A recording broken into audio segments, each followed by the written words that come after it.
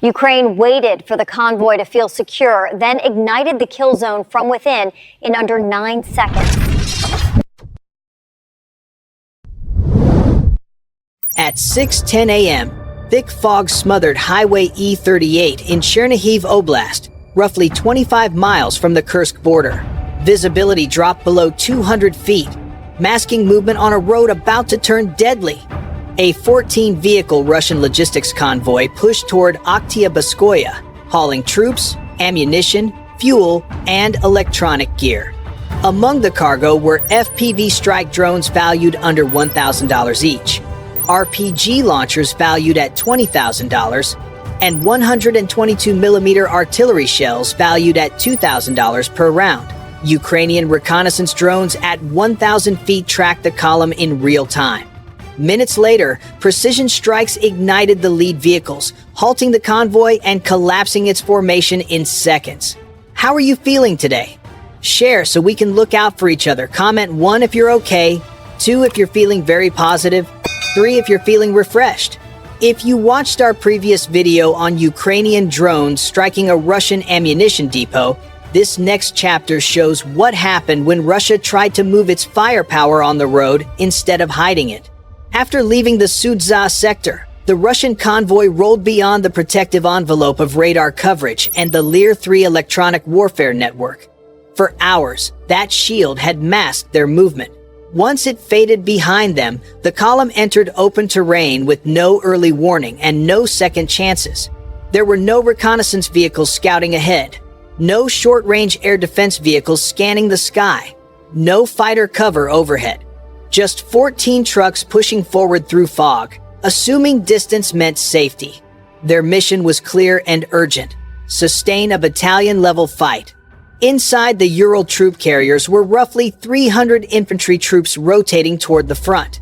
Stacked in sealed crates were nearly 650,000 rounds of rifle ammunition, enough to keep multiple units firing for days. A Kamaz fuel tanker hauled 1,900 gallons of diesel, the lifeline for armored vehicles and generators. Behind it, reinforced pallets held more than 2,122mm artillery shells, each one capable of reshaping trenches and defensive lines. The convoy also carried high-value command assets. 2 Orlan 10 reconnaissance drones, each valued at roughly $130,000, were packed for rapid deployment. A hardened R-168 digital communication suite valued at $800,000 sat in the command truck, intended to synchronize artillery and drone feeds once the convoy reached Oktyabrskoye. But the danger wasn't theoretical. As the column advanced, the first signs of contact appeared. A sudden flash tore through the fog as a Ukrainian FPV drone slammed into the lead truck, forcing the convoy to brake hard. Engines revved, doors flew open. Soldiers spilled into the roadside ditches as secondary blasts rattled the column. Small arms fire erupted in confusion, rounds snapping into the mist at targets no one could see. The convoy tried to push through, but the damage was already done. Their defenses were gone, their cargo was exposed, and every mile forward pulled them deeper into a kill zone they no longer controlled. At 1,000 feet above Highway E38, 3 Ukrainian Mavic 3 UAVs slipped into a wide triangular orbit, their thermal sensors cutting through the fog as if it weren't there. Each drone, valued at roughly $4,000 to $1,000, scanned the road below for heat anomalies. Within seconds, the convoy appeared on their screens, 14 glowing signatures moving in a disciplined line. Engines warm, exhaust plumes unmistakable. The drones didn't just see the convoy, they classified it. Thermal contrast and shape recognition software separated fuel tankers from troop carriers, ammo trucks from command vehicles.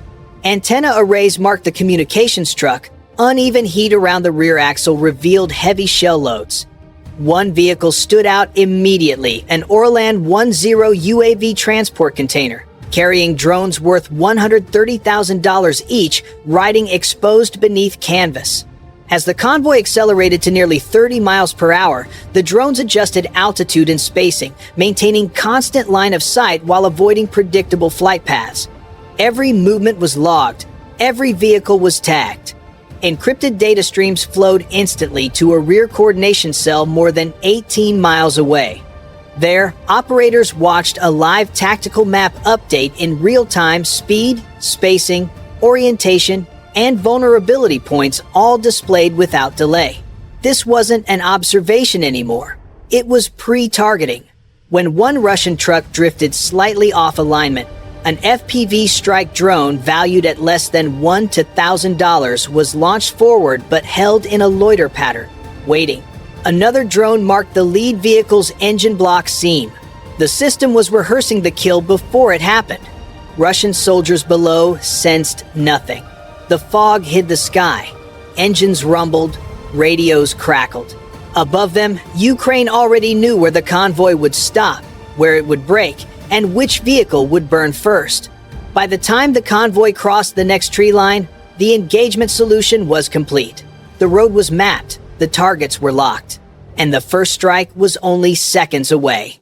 Like if you enjoy the video, comment 1 to support Ukrainian forces, 2 if Russia is in control, 3 if you hope for peace. While the drones mapped every inch of the convoy from above, Ukraine's ground game was already in motion. Just under 1 mile west of Highway E38, concealed beneath thick pine canopy and overgrown underbrush, Special Forces teams from the 225th Charlie Brigade had been in position since before dawn. The terrain was perfect, damp, uneven, and cluttered with brush, providing natural cover and sound suppression. Each team had arrived in silence, exfiltrated under darkness, and gone motionless for hours, awaiting the signal. These weren't conventional infantry. These were 3 to 5 man special operations squads trained for high lethality ambush and coordinated kill zone execution. They positioned themselves in L-shaped formations, a classic asymmetric setup designed to cross intersecting lines of fire and cut off any retreat. Their role wasn't just to eliminate survivors, it was to seal the box and make sure no one got out. Each unit carried a specific tool set tailored for this operation. RPG-27 anti-tank launchers, loaded with tandem warheads capable of penetrating explosive reactive armor. These weren't just for vehicles, they were for guaranteed mobility kills. RGO fragmentation grenades, 2 per operator, built for tight area blast containment, ideal for pinning down dismounted troops and denying them cover. And, most critically, laser designators with optical enhanced targeting modules. These weren't just rangefinders, they were the ground link in a digital kill chain, transmitting precise coordinates to both overhead drones and rear-deployed HIMARS rocket batteries. Each Special Forces squad was tethered to the aerial command net, receiving drone feedback and confirming target ID in real time. Their mission: ensure no Russian asset vehicle or human made it past the kill zone. No direct engagement, unless necessary. Suppress, guide, and finalize. As the convoy crept closer, and the drones continued their orbit, the ambush perimeter locked into place. The forest wasn't just cover. It had become a loaded spring, held back by nothing but a final command. The moment was coming. The corridor had become a trap. As the Ukrainian Special Forces tightened their perimeter on the ground, a sudden spike of interference lit up the command monitors at the rear fire control station. At 6:13 a.m., one of the reconnaissance Mavic 3 drones detected a disruption in the 2.4 and 4 GHz frequency bands. Classic signs of a Russian Lear 3 electronic warfare system coming online. Mounted on a Kamaz truck deep within the convoy, the system was designed to jam drone control links, disrupt GPS guidance, and blind airborne assets by severing their comms tether. But Ukraine had anticipated this. Within seconds, the drone's onboard software activated counter-jamming protocols. First, it initiated frequency hopping spread spectrum cycling through hundreds of frequencies per second across multiple channels. This made it almost impossible for the Lear 3 system to maintain a lock on the control signal. Second, the drone's navigation shifted to IMU-based inertial guidance, relying on gyroscopes and accelerometers instead of GPS. Even in total signal denial, the drone could now maintain heading, altitude, and position tracking with less than 5 feet of deviation over a mile. And third, the system began scanning for GPS spoofing attempts, a known Russian tactic. If the drone detected inconsistencies between actual movement data and GPS feedback, such as unexpected shifts in velocity or location, it would automatically cut ties with GPS entirely and revert to internal navigation. The threshold was set at 1.5% error. Anything beyond that triggered an autonomous override. As a result, not a single Ukrainian UAV lost control. All continued orbiting, scanning, and updating coordinates in real time. The Russians had flipped on their defenses too late, and Ukraine had already adapted. The Lear 3 wasn't shutting the kill chain down. It was just confirming that the ambush was imminent. The drones didn't retreat. They evolved and kept the crosshairs locked. With the Lear 3 jamming neutralized and the kill zone locked in, the green light came from the fire control bunker. Engage. At 6:18 a.m., the first wave of FPV, first-person view, kamikaze drones launched from hidden forward positions. Operated by Ukraine's elite 413th Raid Battalion, these weren't reconnaissance tools. They were single-use precision weapons, built for speed, stability, and destruction. Each drone was equipped with a shaped charge warhead, custom firmware, and AI-assisted targeting algorithms designed to identify weak points on moving vehicles. The first drone locked onto the lead Ural transport truck, a double-cabin vehicle with thermal shielding. From nearly half a mile out, it dove at a 37 degrees angle, reaching 90 miles per hour, and punched through the hood seam with a 6-pound shaped charge, turning the engine block into molten debris. The truck veered left, skidded sideways, and caught fire instantly. Seconds later, the second drone found its mark, a Kamaz fuel tanker carrying 1,900 gallons of diesel. It struck directly beneath the reservoir's belly, igniting the tank in a fireball that stretched over 40 feet high. The explosion rattled windows a quarter-mile away and tore the entire rear section from the vehicle. The third drone honed in on the command vehicle, easily recognized by its external comms mast. It hit the right side door, the commander's usual seat, with pinpoint precision. The cabin erupted in flames, and the antenna snapped clean. Within seconds, the convoy's ability to coordinate was severed. Simultaneously, drones 4 and 5 struck 2 trailing trucks. One slammed into a munitions carrier, detonating internally and setting off a chain of secondary blasts. The other dove under the rear axle of a logistics truck, snapping the drive shaft and immobilizing the vehicle completely. In under 60 seconds, the front, center, and rear of the Russian convoy were obliterated. The formation was no longer a convoy. It was a burning corridor of broken steel and panic, and Ukraine hadn't fired a single bullet. As flames consumed the lead trucks and Russian troops began to scatter in chaos, Ukraine's 225th Charlie Brigade moved into its final phase: contain and eliminate. From concealed forest positions just under a mile from the highway, the Special Forces squads remained unseen but not inactive. With the Russian formation already shattered by the drone assault, there was no need for a traditional firefight. Instead, precise and silent suppression. At 6:18 a.m. and 35 seconds, the first RPG-27 was fired from the tree line, striking the third vehicle in the column, a Ural troop transport. The tandem warhead penetrated the armor and detonated inside the cabin. Screams echoed as soldiers were blown from the bed of the truck. Immediately, RGO fragmentation grenades were lobbed across potential escape routes. Designed for tight blast patterns and fragmentation radius up to 30 feet, the grenades detonated in clusters, forcing surviving Russian troops to remain pinned behind burning vehicles or ditch into the open, fully exposed to UAV observation. No Ukrainian soldier revealed their position. No one crossed the road. This was asymmetrical suppression, not direct engagement. The kill zone had become a trap, and the Special Forces were the last pressure point, ensuring no survivors reformed or regrouped. The ambush was not a skirmish. It was a system, one that closed with brutal efficiency. By the time the smoke began to drift upward, the Russian convoy was finished. And the Ukrainian boots that ended it had never left cover. In less than 3 minutes, the entire Russian logistics convoy was annihilated. 11 vehicles were completely incinerated, reduced to twisted steel frames and charred axles. The remaining 3 were left crippled and immobile, their engines destroyed or wheels sheared off.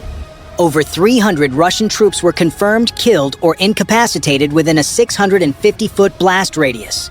Not a single Ukrainian soldier was injured.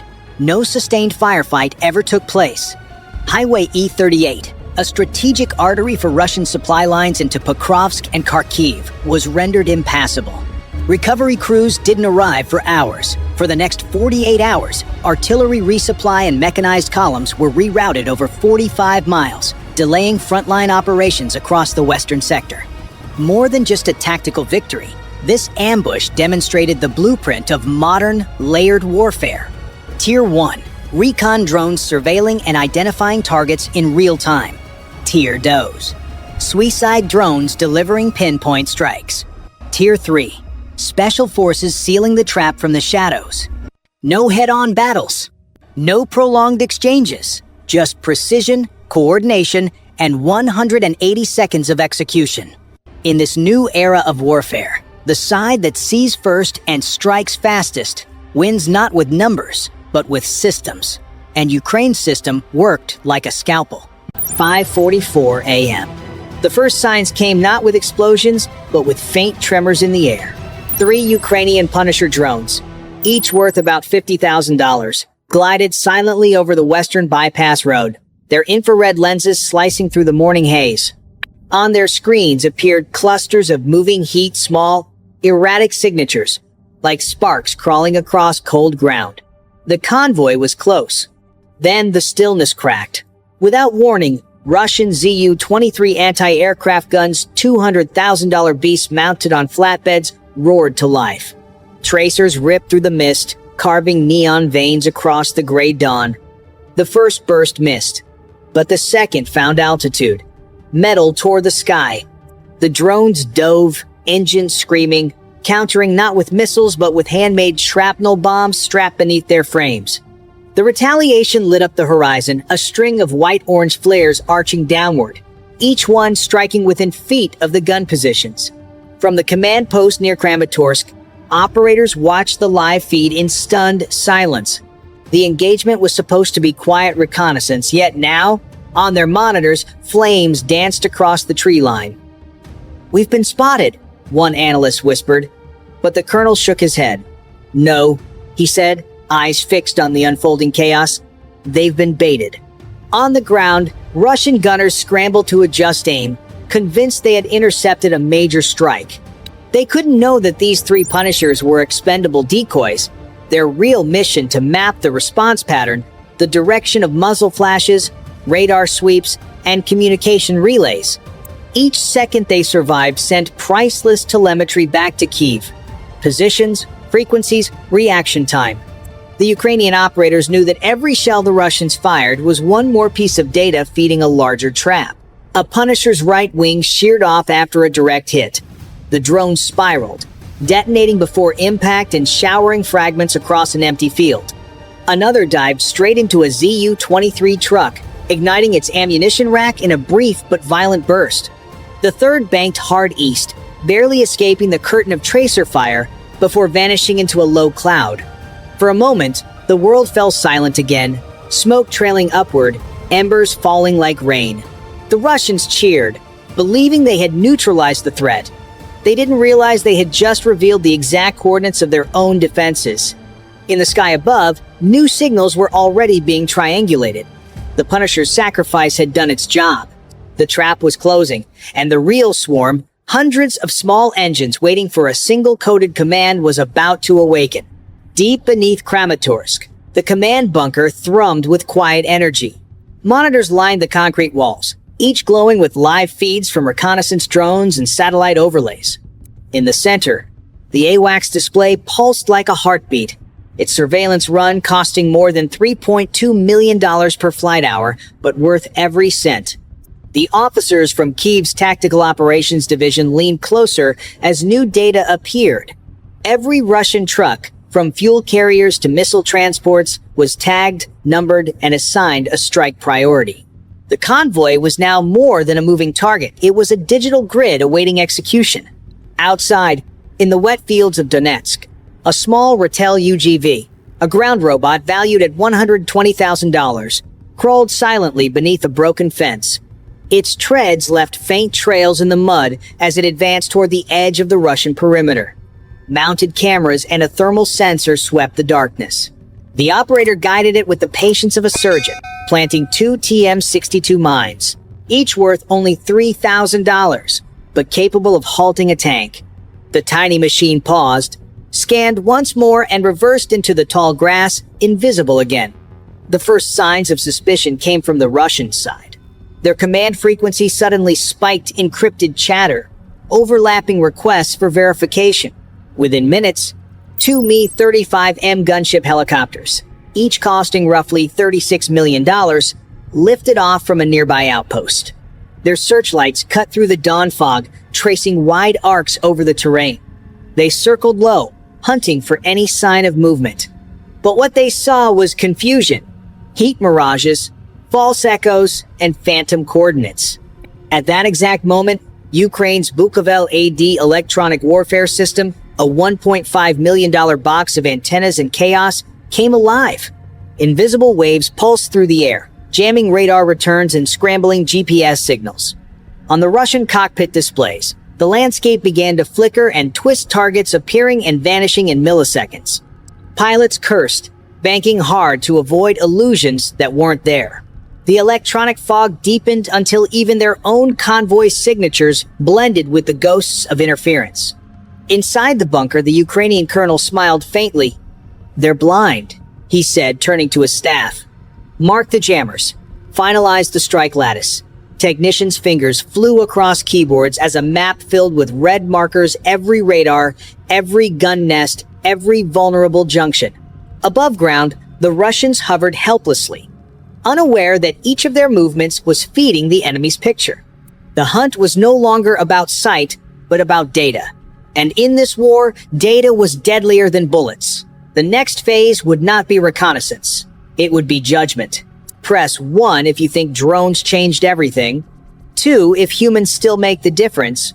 3 if both are trapped in chaos. 6:03 a.m.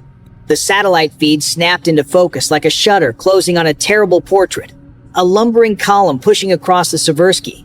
Not a routine resupply, but a concentration of strategic firepower.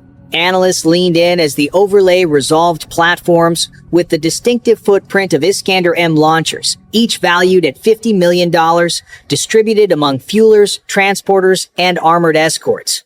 The room's air changed. What had been a moving target became a high-value target. The colonel's hand hovered over the console for a heartbeat, then dropped. "Phase 1 engaged the convoy," he ordered, voice low and precise. Across 3 pre-planned coordinates, electric humming began to rise like a distant storm. 200 FPV drones, crude but deadly and worth $2,000 apiece, were released from camouflage launch nets hidden in the agriculture folds. They did not look like much on paper. Spray-painted frames, salvage motors, homemade stabilizers. But on the tactical grid, they blossomed into a single lethal organism, a swarm that promised to convert numerical advantage into operational precision. Operators in the bunker watched as the swarm painted itself across the map, converging in layered vectors designed to fracture the convoy's defenses. This was not a spontaneous ambush. It was the inevitable result of hours of patient mapping, electronic choreography, and deliberate misdirection. The Punisher decoys had already done their work, exposing the timing and geometry of Russian air defenses. The Rattel scouts had sown micro-obstacles and false contact points. The AWACS feed had stitched all those threads into a picture that left no doubt. The target was more than a shipment, it was a node of striking capability. When the drones rose, they carried not only shaped charges but a doctrine: overwhelm, isolate, and deny escape. As the first buzz of the swarm blurred the dawn, ground teams finished their final checks. Electronic warfare nodes, softened radar cones, smoke generators, and acoustic foil masked approach vectors.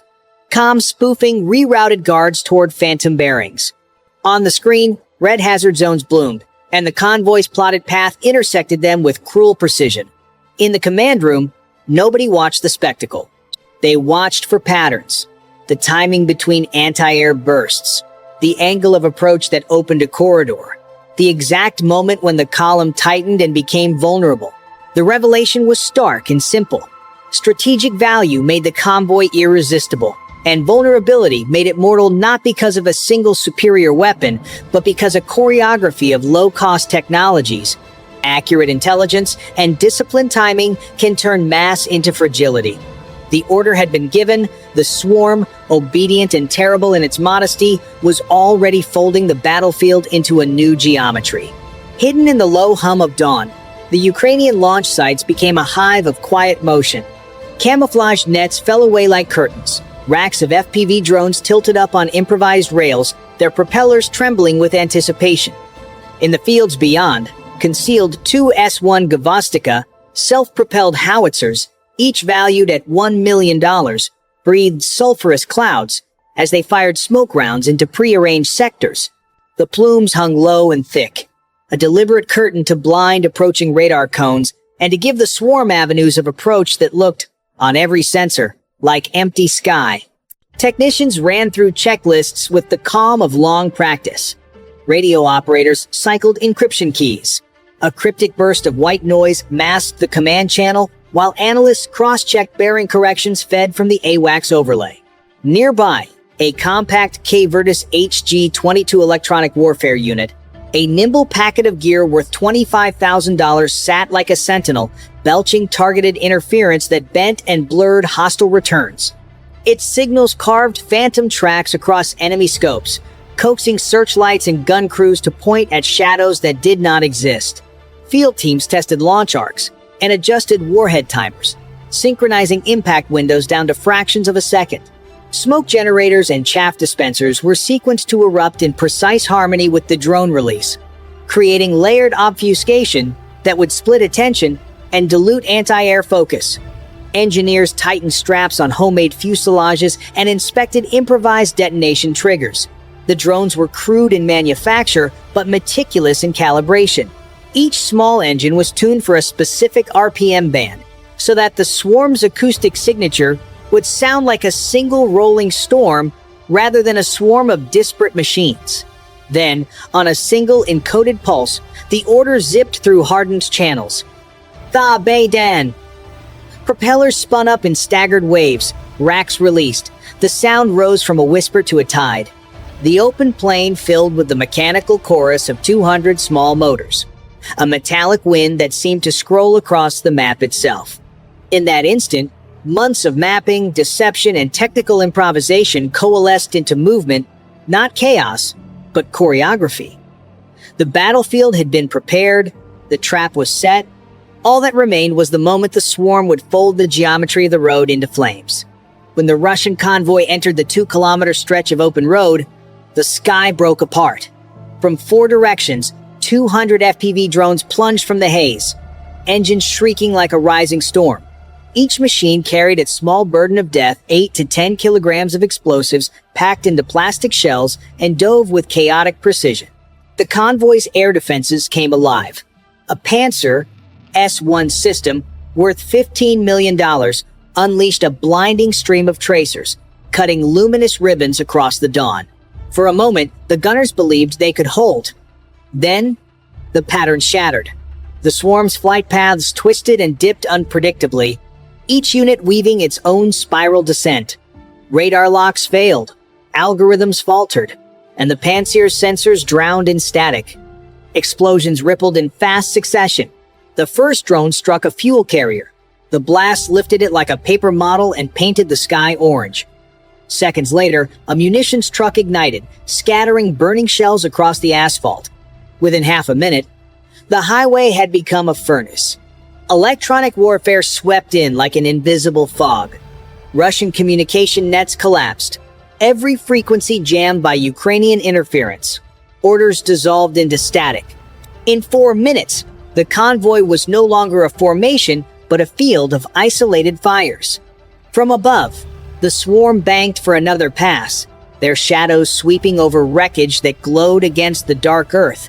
Proof that in this war, precision no longer belonged to machines of luxury, but to those built by necessity.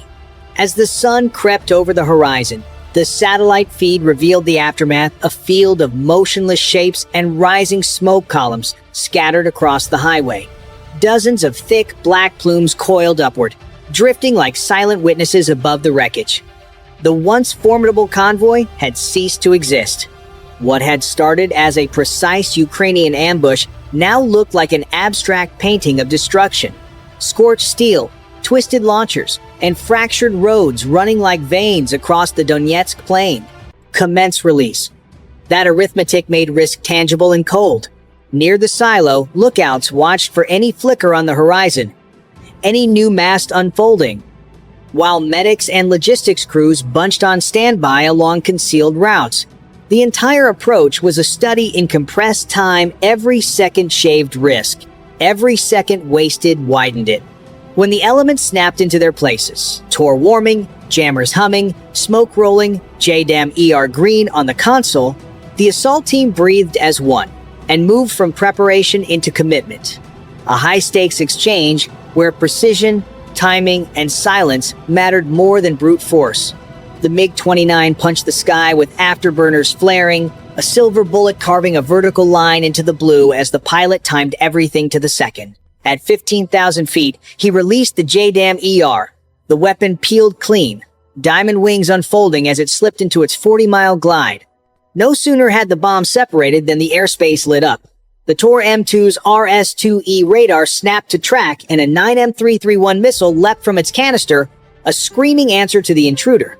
The cockpit filled with a choreography of survival, a quick chaff cloud blooming behind, a violent split S to shred the radar solution, counter flares arcing like false suns.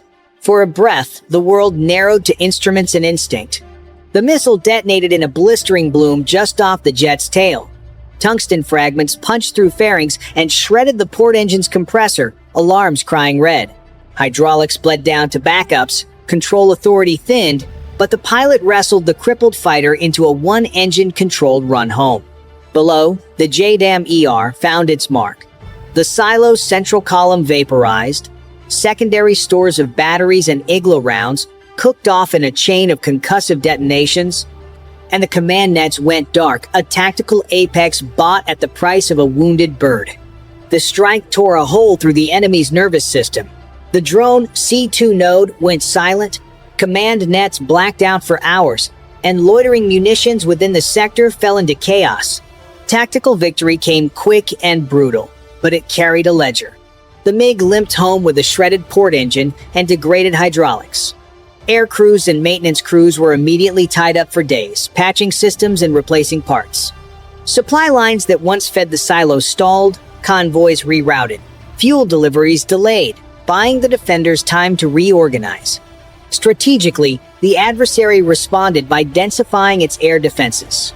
Panzer batteries and an S-300 battery were redeployed around critical approaches, a multi-million-dollar curtain that raised the cost of any follow-on strike. What was gained in battlefield effect was paid for in tempo and attrition.